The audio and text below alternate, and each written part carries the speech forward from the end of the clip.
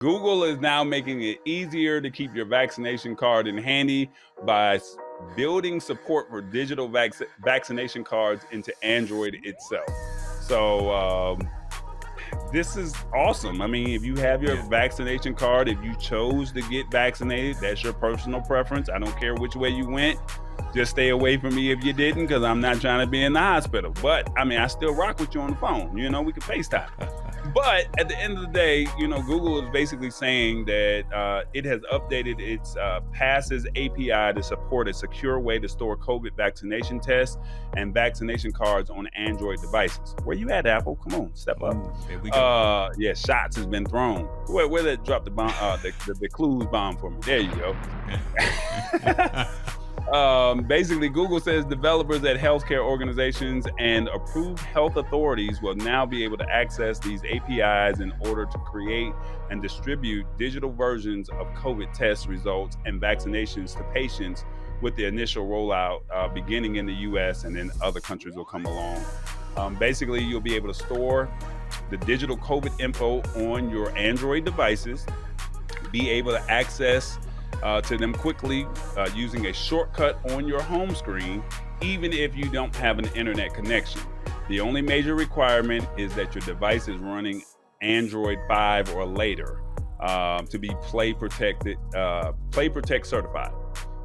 They even made a specific point to call out that users will not need to have Google Pay installed to access their COVID cards either. So, I mean, this is, basically you just pull up on your phone and you just show it digitally and say you're good to go. They'll be able to, healthcare providers will be able to send out your digital COVID cards to patients directly via text or email, or host it themselves on a website, but any COVID related info will not be retained by Google, stored in the cloud, or visible to third party advertisers. COVID cards will only be stored locally on your phone only. And that does mean if you want to save your COVID card on multiple devices, you will now have to re-download it separately on each device. To ensure that it's secure, they have a lock screen that will be mandatory on devices storing a COVID card, that at any time the card is accessed, the user will be required to enter their password, PIN, or biometric sign. I mean, come on, we stepping our game up. Come on. Yeah. No, that's all good. I got nothing bad to say about that. I normally don't have anything bad. You're the one talking trash a lot of time. But look, Android has always been kind of, I think, ahead of the curve in terms of deploying some technologies. Apple just comes behind everyone and tries to make it better. Right. That's what they do. And this really makes sense right now. It's the perfect time, and it's the perfect scenario, because again, no one wants to carry around, where's my code? It's in my wallet, right? And now it's getting all tattered, right? My COVID card is all tattered, attached to my wallet. And if I could have a digital. Well, I went out and laminated mine. So, but see, you're not supposed to laminate it. There's no, actually, they said you can. No, okay. You can. I specifically asked. Now, you cannot laminate your Social Security card, but you can laminate your COVID vaccination card. I asked 3 people at the Mercedes-Benz Stadium, is it okay? I want to make sure, because I'm not taking another shot no time soon.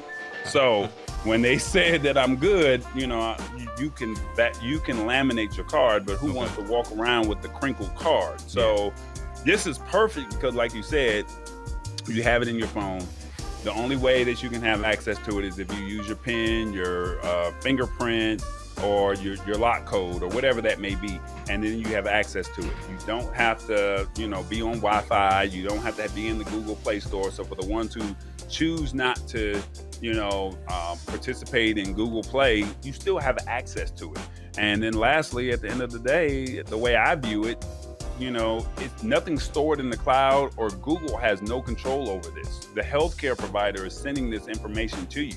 And so by them sending this information to you, I mean, that's what makes it more secure. So Google has no play in it other than just offering the service by using their websites or using the healthcare provider's services. No different from if you logged in and filled out your, banking information.